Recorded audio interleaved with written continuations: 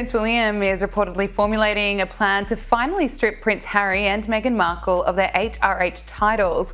Riley Sullivan is a lifestyle reporter here at skynews.com.au, and he's always across the latest celebrity headlines. It didn't begin with fanfare, not even a dramatic leak to the tabloids. No viral rants or furious social media threads. It began with a whisper, a quiet murmur behind the closed doors of Westminster, so soft at first it was almost overlooked. But that whisper has grown louder, and now it's shaking the very foundations of Britain's monarchy. For the first time in modern history, Parliament is moving to do what even the Crown wouldn't dare: strip Meghan Markle of her Duchess of Sussex title. And not just symbolically, legally, permanently. This isn't just a story about royal family drama anymore. It's about power, responsibility, and the institution's very survival. And Meghan Markle? She's caught in the center of it all, branded by critics as the woman who turned royal duty into a Netflix docuseries. The motion didn't come from Buckingham Palace. It wasn't a royal decree, it was a formal petition placed directly into the House of Lords by Lord Simon Lee, a crossbench peer with no political allegiance. That alone was significant. But what followed was historic. Support poured in not only from conservative peers, but from Labour as well, both sides of British. Politics had for once found common ground, and the target of that rare unity was Meghan Markle. The petition's core argument is bold. Meghan Markle is allegedly violating the very essence of royal decorum. Despite stepping away from royal duties in 2020 and agreeing not to use the Her Royal Highness title, Meghan continues to use Duchess of Sussex publicly. And this isn't just a technicality. In the eyes of many, it's a direct challenge to royal authority, an attempt to have the crown without the commitment. The institution stayed silent, but Parliament? It's finally speaking. Things reached a boiling point after Meghan and Harry's controversial trip to Nigeria. To the public, it looked like a diplomatic tour. Traditional attire, military handshakes, public speeches, glowing media coverage. But there was just one issue. It wasn't official. No clearance from the palace, no coordination with the Foreign Office. Meghan and Harry arrived and acted like working royals when they weren't. To insiders, this wasn't just bad form, it was dangerous. Parliament labeled it unauthorized diplomatic posturing, claiming it blurred the lines between personal branding and actual foreign policy. And in British politics, that's not just a mistake, it's a breach. But the Nigeria trip was just the match that lit the fire. The kindling had been building for years. Since leaving the royal fold, Meghan and Harry have built a media empire on the back of the Sussex brand. Netflix, Spotify, high-profile interviews. From their Archewell Foundation to multi-million-dollar production deals, the Sussex name has been front and center. Even their 2022 Netflix documentary, branded with royal fonts, palace imagery, and the title Duke and Duchess of Sussex, cemented their status not just as public figures, but as a full-blown brand, a royal brand. And that's what Parliament is now challenging. Royal titles were never meant to be merchandise. They are bound by law and steeped in centuries of protocol. Meghan and Harry's efforts to trademark Sussex Royal and Archewell as global entities crossed a line that no other royal had dared approach. In fact, Queen Elizabeth herself had to step in to stop them from selling merchandise using the word royal. Even then, the marketing continued. But nothing stirred the House of Lords quite like Meghan's viral moment at the Beyoncé concert in Los Angeles. Cameras caught her laughing, joking, and shouting, "You know I'm Sussex." Now, she even introduced herself to actress Mindy Kaling as Meghan Sussex. To fans, it was a lighthearted moment. But to members of Parliament, it was a dagger. That single phrase turned a noble title into a tagline, a punchline, a meme. The Lords referenced this exact moment in their motion. They weren't amused. They called it a crass trivialization of sovereign designation. In their eyes, Meghan wasn't simply violating etiquette, she was mocking a title granted by the crown itself. This may sound personal, but the numbers suggest otherwise. A YouGov poll from May 2025 delivered a brutal verdict. 77% of British citizens believe Meghan should lose the Duchess of Sussex title. That's not just disapproval, that's a landslide, a constitutional consensus. And it's not driven by gossip. It's driven by something deeper, a belief that the monarchy's meaning must be preserved. Parliament's argument is clear. Royal, Titles are not participation trophies. They carry a burden of representation, of dignity. Meghan Markle, critics argue, walked away from that duty and then turned around and tried to sell it. Her critics point to her Archetypes podcast, where Meghan repeatedly invoked her royal past to promote personal views and brand deals. In one episode, she suggested a member of the royal family made racially insensitive remarks about her son. That clip alone went viral, sparking a global storm. Buckingham Palace chose silence. Parliament, on the other hand, is now calling it sabotage. They argue that she used the title of Duchess not just as a shield, but as a weapon, one that the monarchy couldn't defend itself against. And now, that defense is coming not from the palace, but from the law. Legal experts have weighed in, citing the 1917 Royal Titles Act, which restricts the use of noble titles for commercial purposes. Violating it doesn't just cause embarrassment, it could lead to a complete legal revocation of title. For Meghan, that means losing the last thread connecting her to the royal establishment. Still, the case isn't built on one moment. It's a tapestry of perceived violations, from the Netflix docuseries to the Spotify fallout. From the Oprah Winfrey interview to the dramatic New York paparazzi car chase that the NYPD later called exaggerated. The House of Lords sees a pattern, not of coincidence, but of exploitation. Parliament's motion lays out the argument in sharp legal terms. Meghan's repeated appearances under the Duchess of Sussex name, especially in commercial contexts, have, they claim, transformed a noble rank into a media slogan. And in the rigid world of British governance, that's not innovation.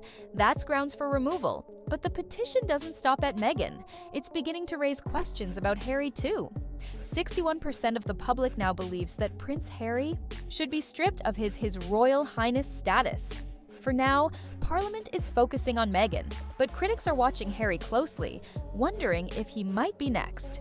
Yet, despite the growing legal and political momentum, Buckingham Palace has remained silent. King Charles has reportedly declined to intervene. Some say it's a strategic decision, letting Parliament handle the controversy to avoid making it a personal royal judgment. Others say it's hesitation, a reluctance to draw an irreversible line through the family tree. But for Meghan Markle, time may be running out. For Meghan Markle, the implications go far beyond ceremonial. Her entire public persona has been tightly woven into the fabric of that title, Duchess of Sussex. It's on every headline, every press release, every red carpet announcement. Remove the title, and suddenly the brand doesn't carry the same weight. The prestige, the mystique, the implied royalty, it all vanishes. This isn't just about a name, it's about dismantling the foundation of her public identity. That's exactly what Parliament is counting on. In legal circles, the motion has reignited debate about the enforcement of royal protocol in the modern age. The 1917 Royal Titles Act, once considered a dusty piece of constitutional history, is now being reviewed under a magnifying glass. Lawmakers argue that using a royal title for brand leverage, especially while criticizing the institution that grants it, amounts to abuse of privilege. And there's a legal mechanism for revoking titles when they're deemed misused. If Parliament proceeds and passes a formal resolution, it could legally compel the monarch to strip Meghan of the title. While rare, it's not without precedent. The British peerage system has quietly removed titles before, often after criminal convictions or national disgrace. Meghan's case is different, but Parliament believes the scale of reputational harm and commercial exploitation justifies the move, and the public seems to agree. From tabloid readers to constitutional scholars, the reaction has been swift and united. Meghan Markle, once celebrated as the modern breath of fresh air within the royal ranks, is now being seen by many as the figure who commodified nobility.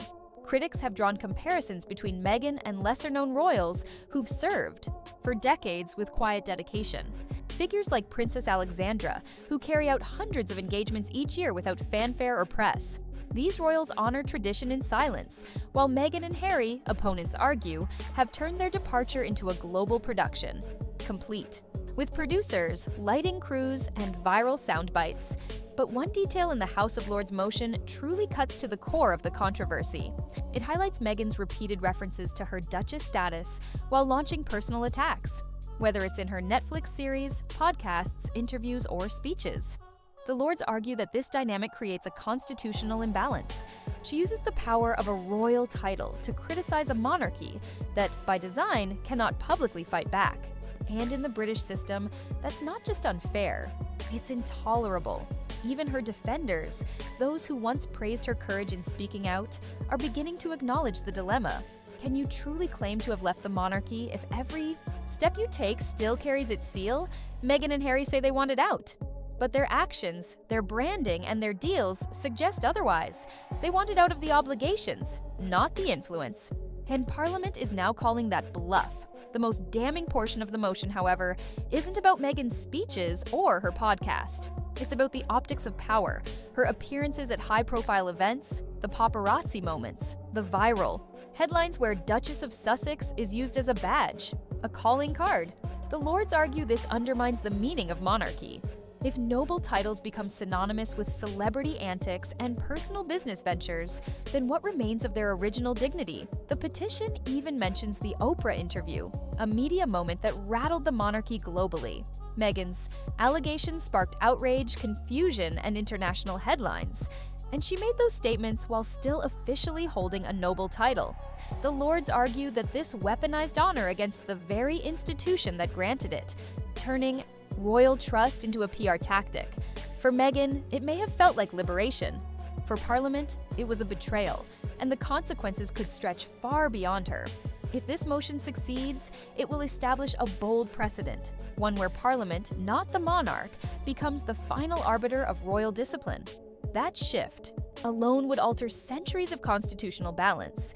It would mean the monarchy no longer operates in a vacuum. It's now being held accountable by elected officials who answer to the people. Meghan's case may just be the beginning. Already, murmurs have begun about Harry's HRH title. Although less prominently used, the same arguments apply. Critics are asking if titles are no longer earned through service but retained for symbolism and profit, what purpose do they serve?